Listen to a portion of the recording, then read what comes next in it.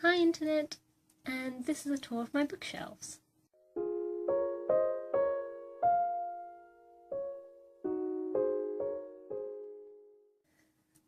Since I started writing my blog several years ago, I've been doing a bookshelf tour every summer. And initially it was just what my readers wanted to see. But when I did it again the year after, it became a way for me to visually record my reading over time. This year, I thought, since I've started making YouTube videos, I'd do a video tour. I hope you enjoy. Let's begin. So I thought we'll start with the favourite part of my room, and that is my fantasy corner. See, right here we have my J.K. Rowling book set with the extra books. Tales of Beedle the Bard, and then we have the Inkworld trilogy and the books of Pelennor and Anne McCaffrey. No fantasy corner is complete without Anne McCaffrey. And up here we have Maggie Stiefvater and Garth Nix. So down here we have Kristen Shaw and a few ghost stories over here, although that technically doesn't count as fantasy. And right down here we have the Percy Jackson books. Because I ran out of space in my fantasy corner, and because these books are so very large, Christopher Paolini's Inherited Cycle and Stephenie Meyer's Twilight books have ended up here on top of my wardrobe. Also on top of my wardrobe are my J.R. Tolkien collection, and just underneath that we have the Chronicles of Narnia, Alice in Wonderland, and my favourite sort of Alice in Wonderland spin-off, The Looking Glass Wars. Then we have some fairy tales. I love fairy tales.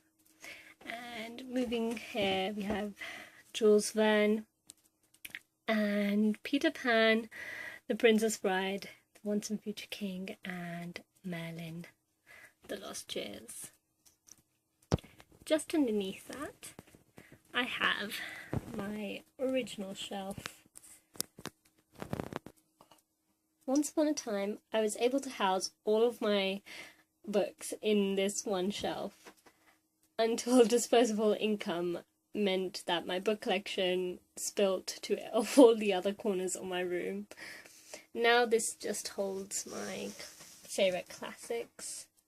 I've got Elizabeth Gaskell, Lord Alfred Tennyson, and also these behemoths, Jane Austen and Bronte sister omnibuses, which my brothers bought for me for my birthday several years ago. They're beautiful, but completely impractical. I also have Philip Pullman. Ruby and the Smoke is missing at the moment because I've lent it out to a cousin. And right here, I think just about see, there's Charles Dickens. I also have these really awesome postcards that I got from the Jane Austen Museum in Bath. Yeah. Just tells her about her life. This one's Emma. So underneath the original bookshelf, I have my poetry, my favourite poetry. This is Shakespeare and also Othello, which is one of my favourite plays. And underneath that is my to be read shelf.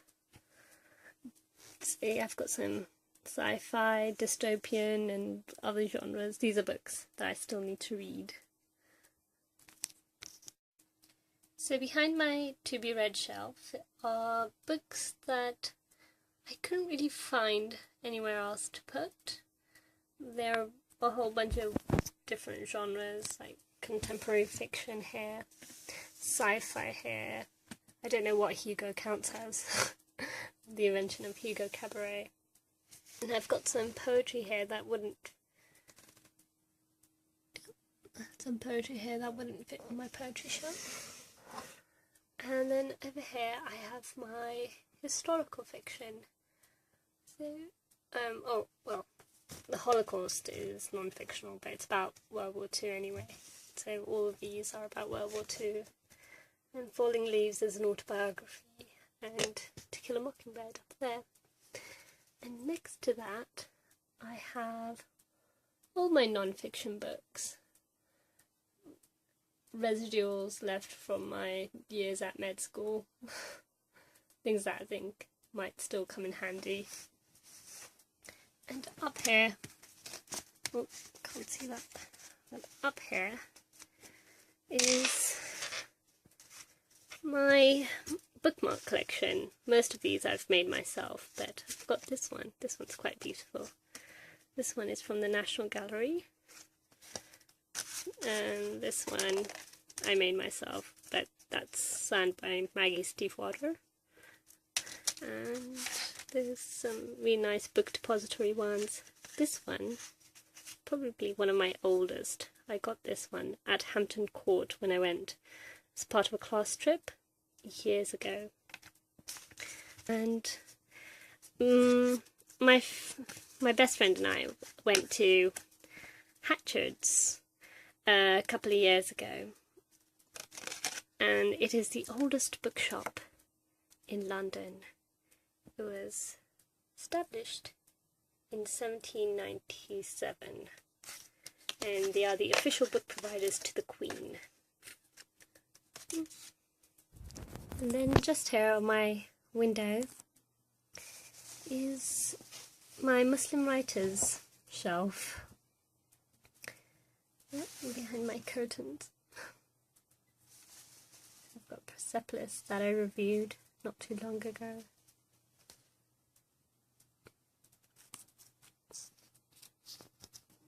And then finally here on my desk are all my religious books. And these are the notebooks for my novels. This is my poetry book, which has my poetry in it.